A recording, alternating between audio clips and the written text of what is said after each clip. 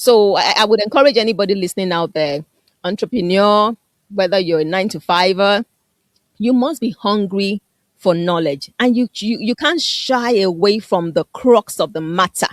Don't be a surface level person. Dig deep to get it. I did a lot of research when I started to. In Lagos, I found out there were almost 20 homes. I visited 15 out of those 20.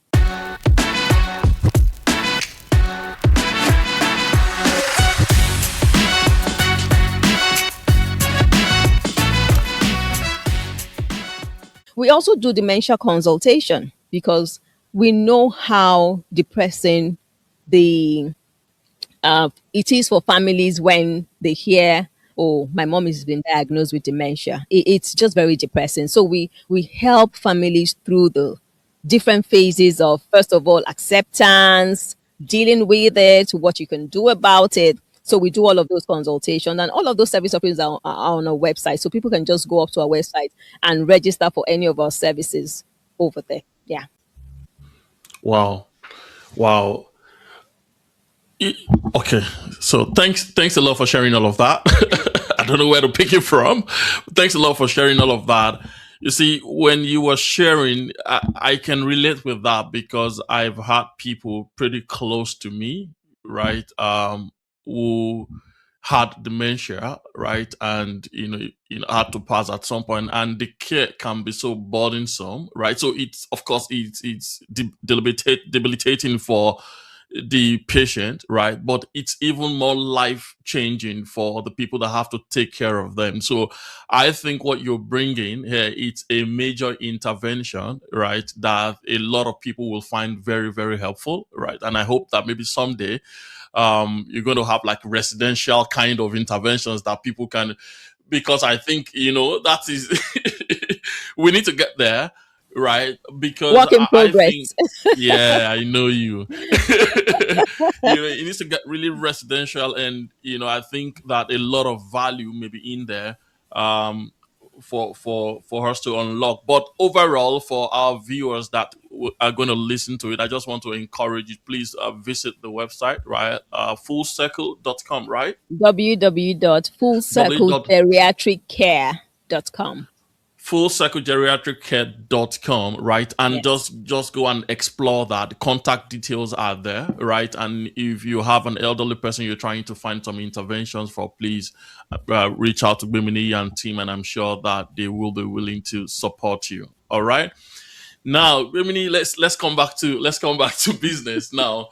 Y- you mentioned something the other time that really caught my attention. You said that before you started this, right, towards the end of COVID, or right in the middle of COVID, you started asking very critical questions about meaning and all of that, right? And those are, and you came upon this whole concept around maybe all of these things have been orchestrated in a sense to lead you to these, and then you went to do some kind of internship, right? I need you to double click into that internship for me.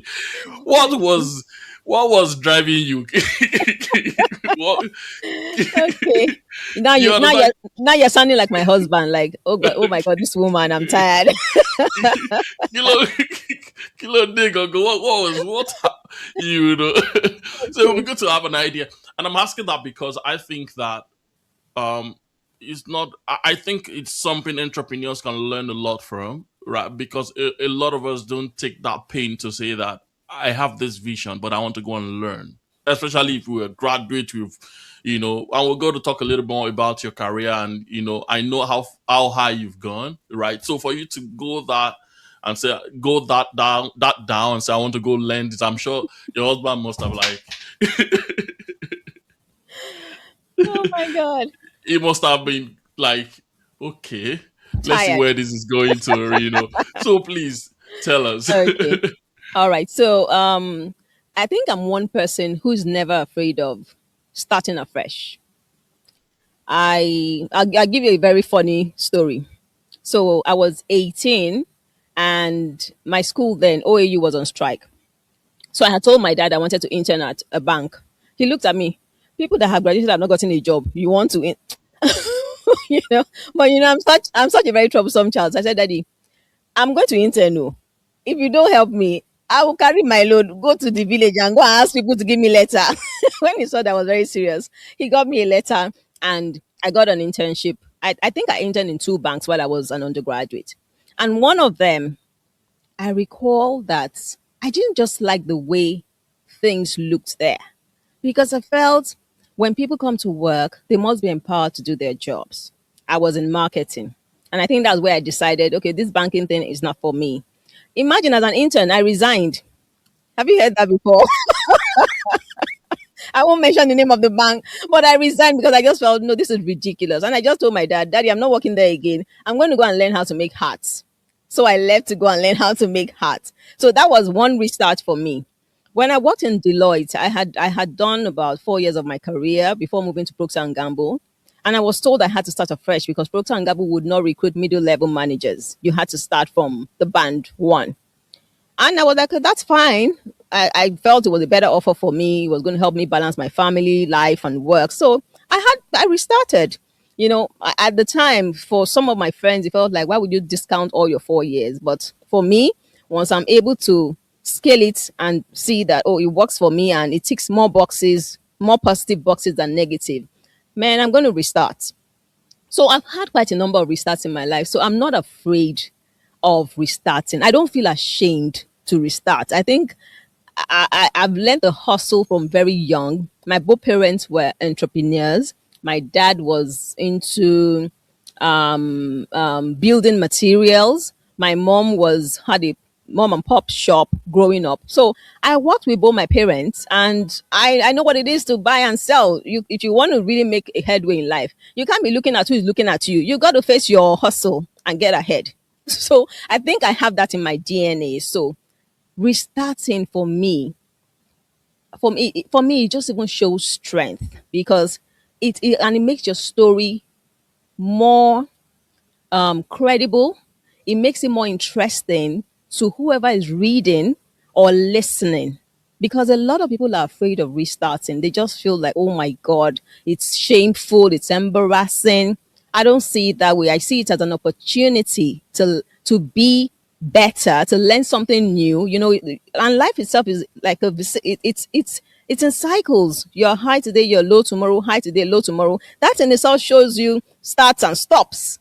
So really, why are we afraid to restart? So I'm throwing that out the window. I'm never afraid. If tomorrow I have to start again somewhere, I'll take it on. I'll embody it and I'll make the best of it. So now going back to why I went to intern, I realized that if I wanted to excel in this new field, because it was a new field at the time, my experience was in sales, marketing, finance. There was nothing like that in elderly care. So I figured I needed to get close to those who were practicing at the time. And I looked out for the person who was most renowned at the time. I just reached out to her, Googled her up, found her name. I think I got her number or I got her office address and I just drove down there. I said, the worst that happened is I get a no, and I'm not afraid of a no. So I walked in there, introduced myself, I sold myself, of course, and I said, I'm interested in this space. I feel God is leading me to do something here. But I don't just want to jump on the bandwagon. I need to understand how it works.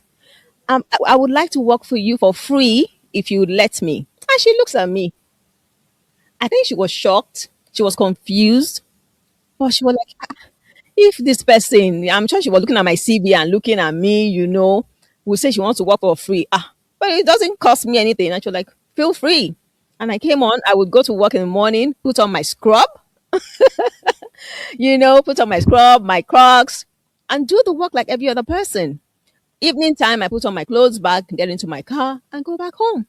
In fact, my husband would look at me sometimes. I'm like,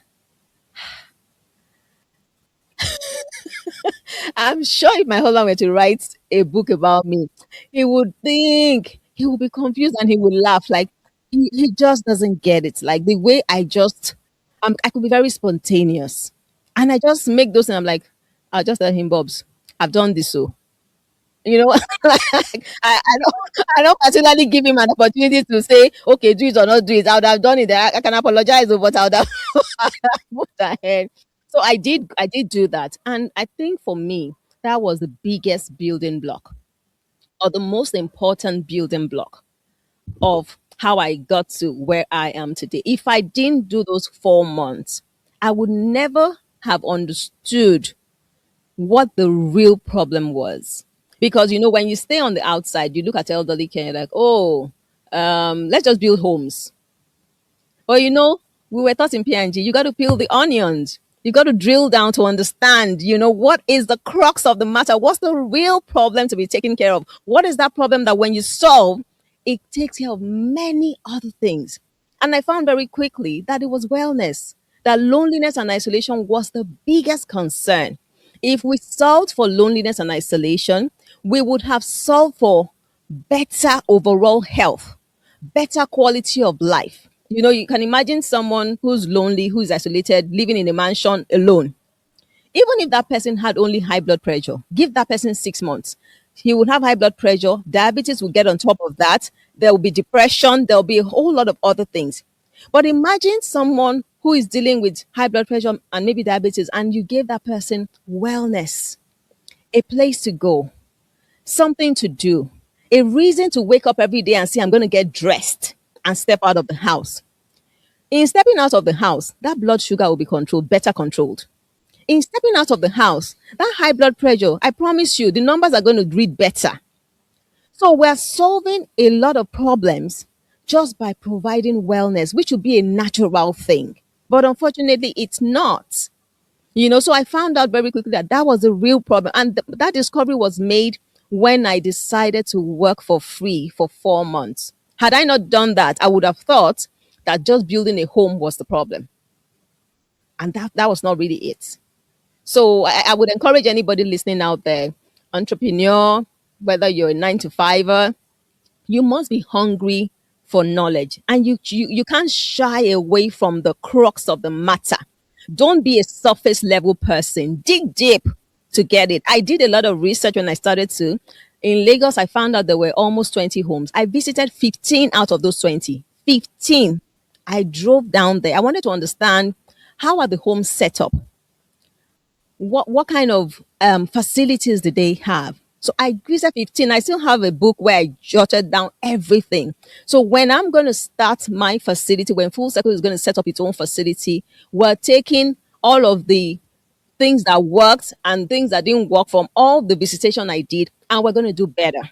But that takes a lot of courage, determination, because driving to 15 different places across Lagos, even Ibadan, is not Mm. it's not child's play. It takes a lot of doggedness to do that. Yeah. Thanks so much for sharing that, Bimini. Really appreciate you sharing that. And speaking of, starting again, I remember you were in back in our days in PNG, right? You are in finance, right? And then you decided to come to sales, right? Yes. And the way you get into sales in PNG, right? The right of entry is, the Starting right of afresh. passage is starting afresh. You will put you on a van, Yeah. right? And then you go to the mom and pop stores, Hmm.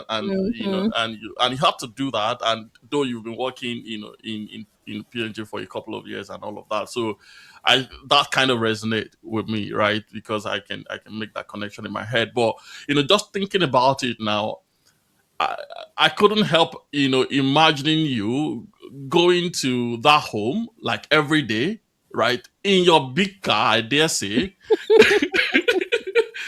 in your big car, and then you get there, you park, and I'm sure some of your colleagues will be like, "What's going on here?" Right? Yeah, Because but this woman, the, nothing around her or about her kind of aligns with this job she is doing, right? How did you manage that kind of, I'm not sure there was any crisis out of that, but like colleagues, people who are just like interested. Maybe maybe she's a donor, she's an organ, you know, robber or something. Is she coming to? I don't know, but honestly, Kunle, I think for me, when you're passionate about something, nothing can stop you. you're not looking at. All those things don't matter, because at the Mm, end of the day, really at the end of life, we're not about our cars or about our jewelry or about the clothes we wear.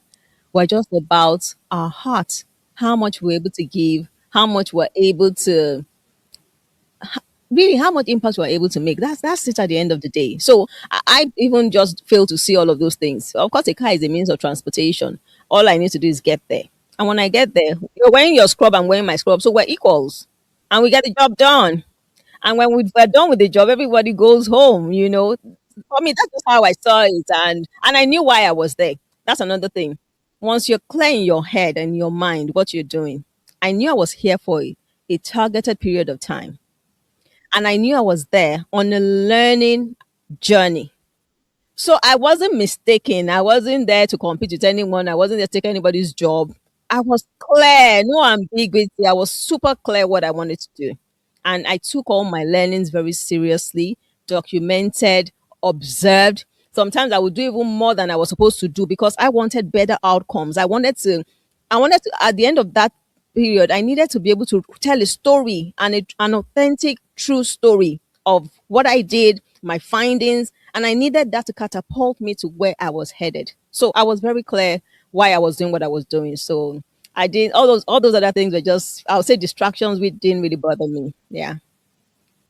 No, very very helpful. Two questions I just want to quickly ask you on that before we move on to the next the next set of questions. Number one question is, when you were starting that internship, were you clear on how much time you're going to spend on that journey, or it was like, let's make a start, right, and then when I feel I've learned enough, I'll call it a day? Were you clear on how much time you're going to spend? The second question is around, in the course of that internship, how often do you have like touch points with the woman, right? And how gracious was she? You don't have to mention names, in sharing trade secrets or what's going on and all of that, and how instrumental have all of that been in, you setting up what you've set up so far? Okay, I think for me, I was super clear when I was going to start. I just knew I needed a couple of months. But what I was also clear on was if I felt I hadn't learned enough in a couple of months, I was either going to extend it or go to another home to do the same so I could compare notes. But the home I did work in was best in class because that was the only thing I could do. Like I really researched and I found out this was the one I really thought would help me. So I was very clear on the timeline I wanted to, spend there, and on also value exchange. That's always very big for me because someone giving you an opportunity to work for free, it's really a huge opportunity because she could have said no. So when someone gives you that opportunity, you also must bring value to the table. And value to the table for me was being very observant and seeing what were the gaps even within that organization. What could be done better? So of course I had touch points. Yes, I had touch point. And of course, I'm coming from a multinational background. I understand how to run a business. So I would sit with this person and say, I think if you added one or two or three things, it would actually enhance and make better. Their wellness wasn't a really big thing. That was when I actually found out this wellness is the real problem that needed to be solved. So I had actually asked them to introduce games, start taking them on walks, if possible, take them on excursions. I had actually recommended those things. And when I did start mine, I always extended invitations to that home to say, bring them over, let's let them join us, let's have things together. And we do have a very good rapport till date here. So it was always about, for me, value exchange is a must in any relationship. You must bring value to the table, and the other person or the other party must see you as valuable regardless. Brilliant. So, I mean, friends out there, right? So, if you're going to go and ask for some internship opportunity, that don't just go there cap in hand to say, you know, you must be willing to, bring something to the table, right? Because it's a learning opportunity and you need to exchange value. That was very helpful. Now, Bimini, before we go so much into the future, I want us to take a little bit, and you've given us a little bit of like a snapshot into your background, your parents, your mom, your dad, and how they raised you, and all of that. That was very helpful, right? But I met you in PNG, right? And I know before PNG, even in PNG, you are a force of nature. You are a force of nature. So, and so for you to, you left PNG, you went to, I think, Diageo, and then you were with a couple of startups, right? And then eventually you are with Deloitte, and then a couple of startups. And so it's been a journey, right? And I want you to just if you can share a little bit about that, and if it is possible for you to just say, okay, these are the key learnings that I think I picked along the journey, along the line. In P&G, I learned this. In Deloitte, this was it for me. And when I went to Diageo, I got these. And when I in the foray into all of these startups and all of that, right? These are the things, and all of these to an extent have helped me in the way I've built, and shaping the way I build what I do now. Is that clear enough? Sure, sure it is. Okay, so what I All won't right, do, all I right. won't mention particular names of organizations, but I would just try and talk the Okay, story in phases. So I'd okay, say my very first exposure to life and how to navigate came from my home. So I was raised by a father who was a disciplinarian and a self-made man. We're all girls in the family I come from. But my father raised us as being capable of doing whatever a boy or a girl could do. So, in my father's eyes, we were not just girls, we were wholesome individuals. That's who my father raised. And my mother raised us to be compassionate, content with whatever we had, and just be good humans. So there was a very good balance of knowledge, of streets, being streets. Yeah, we got that a whole lot. Just very good balance. We went to great schools. My father was very big on education. We came from, I come from an average home. I wasn't brought up with a silver spoon, but I was opportune to go to the best of schools, and I ended up schooling with children of very rich people. So I understood how the rich operated, even though I was from an average home. And I also understood what poverty was, because even in where I grew up, there was average and there was poor. So I would say that I joke a lot and tell people that, see, if you anywhere you put me in life, I would survive.